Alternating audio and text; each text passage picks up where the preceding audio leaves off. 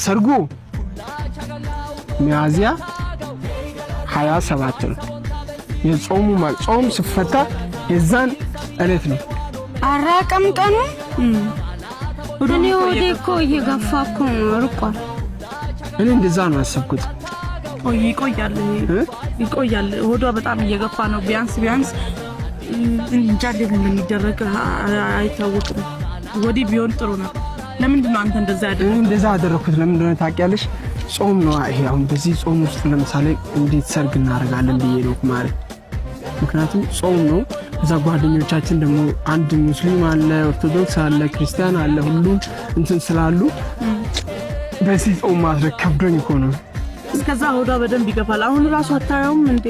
ምን ይሻለናል? እኔ እንደኔ ሐሳብ እንደዛ አሰብኩት። ግን ምን ይሻላል?